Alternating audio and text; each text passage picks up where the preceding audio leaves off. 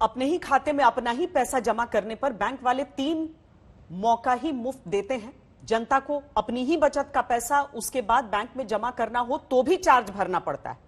तो ऐसा क्यों है? क्या इसीलिए क्योंकि बैंकों के कुछ भ्रष्ट अधिकारियों ने जो पैसा जनता का विजय माल्या, नीरव मोदी, मेहुल चौकसी जैसे लोगों को कर्ज देकर डुबाया, उन हजारों करोड़ रुपए की भरपाई जनता से हर बैंकिंग सर्विस पर चार्ज के जरिए होती है, जिसे बैंकिंग की भाषा में नॉन इंटरेस्ट प्रॉफिट कहते हैं।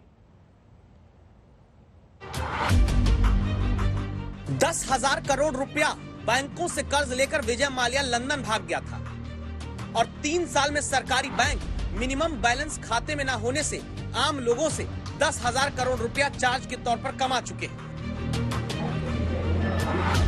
तो क्यों न कहें कि विजय माल्या और मेहुल चौकसी जैसे भगोड़ों पर ही डुबाया गया कर्ज का पैसा आम जनता से तरह तरह के चार्ज के रूप में बैंक वसूल रहे। क्या ये बात सच है?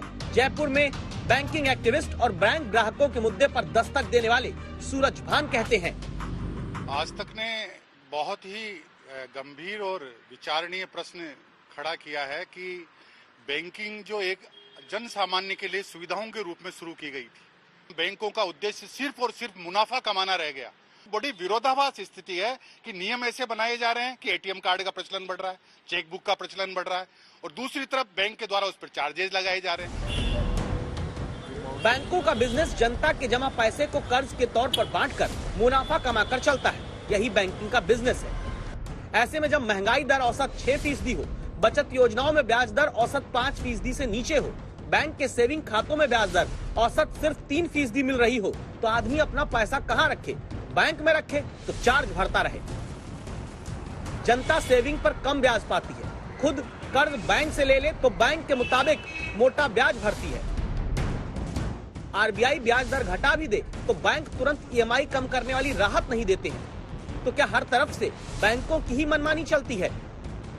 बैंकिंग एक ऐसी कॉरपोरेट व्यवस्था है जिसके अंदर बैंक बड़े उद्योगपतियों को लाभ पहुंचाने के लिए अपने छोटे रिटेल कस्टमर्स को ठगता है। ये मजाक में कहा गया है। होना ये चाहिए कि बैंक ये सारे चार्जेस बंद करें और जो एनपीए है उसमें रिकवरी करें, धोखाधड़ी को रोकें और इस तरह की जो जायज इनकम है, मैं इसको जायज इनकम नहीं मानता कि आप हर जगह एक जो आम कस्टमर है, डिपॉजिटर है, जो आपको रॉ मटेरियल दे रहा है, जो आपकी नींव का पत्थर है, उससे आप वसूल करें। देश में अधिकतर देखा गया कि पहले सरकारी बैंक चार्ज वाला हंटर चलाना शुरू करते हैं, फिर निजी बैंक बड़े स्तर पर ग्राहक से तमाम तरह की पेनल्टी और चार्ज लेते हैं। प्राइवेट बैंक तो अपना प्रॉफिट बढ़ाते हैं और सरकारी बैंक अमीरों पर डुबाए हुए कर्ज की भरपाई आम आदमी से कराते हैं। जयपुर से शरद कुमार के साथ शिवेंद्र श्रीवास्तव, लखनऊ आज तक। देश के करोड़ों बैंक ग्राहकों के हित की आवाज देते हुए आज की पूरी रिपोर्ट दिखाने के बाद आज की दस्तक यह है कि आम आदमी को अपना ही पैसा पाने के लिए गैर जरूरी बैंकिंग चार्ज पर राहत मिलनी चाहिए। आरबीआई इस बात की जांच करे कि बैंक कैसे मनमाने चार्ज लगाकर वसूली कर रहे हैं। बैंक दोषी हो तो कार्रवाई हो। जनता का पैसा कर्ज देकर डुबाने वाले बैंक अधिकारियों की जवाबदेही तय की जाए। आप इससे सहमत हैं तो #दस्तक के साथ अपनी राय सोशल मीडिया में रखिए, अपनी आवाज भी हमारी आवाज में मिलाइए। अब आज की वो खबर जिसका वीडियो सोशल मीडिया में चर्चित रहा। एक मंत्री जी ने जनता से पूछ लिया, क्या मुझे पहचानते हो? इस सवाल के जवाब ने बता दिया कि राजनीति में पार्टी और व्यक्ति के नाम पर ही ज्यादा चुनाव होता है, अपने जनप्रतिनिधि को भी जनता पहचान नहीं पाती।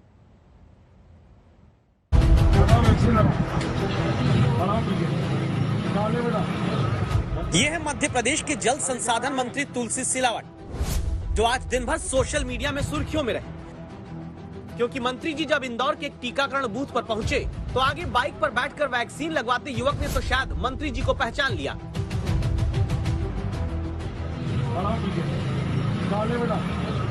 लेकिन इसके बाद देखिए क्या हुआ जब मंत्री जी ने युवक के पीछे बाइक पर बैठी महिला से पूछ लिया, क्या मुझे पहचानते हो?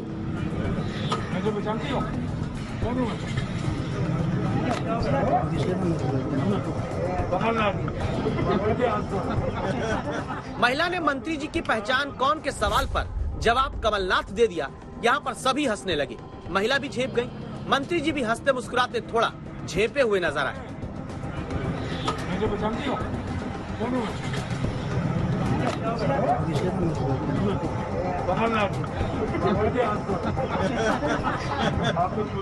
महिला ने सम्मान से फिर चरण स्पर्श किया। मंत्री तुलसी सिलावट कोई बात नहीं कहकर हंसते हुए चले गए। हल्के फुल्के मजाक के इस वीडियो की चर्चा रही, लेकिन ऐसे वाक्य ये भी बताते हैं कि नेताओं को कभी किसी मुगालते में नहीं रहना चाहिए, वरना जनता कब पहचानना भूल जाए पता नहीं। आज तक ब्यूरो।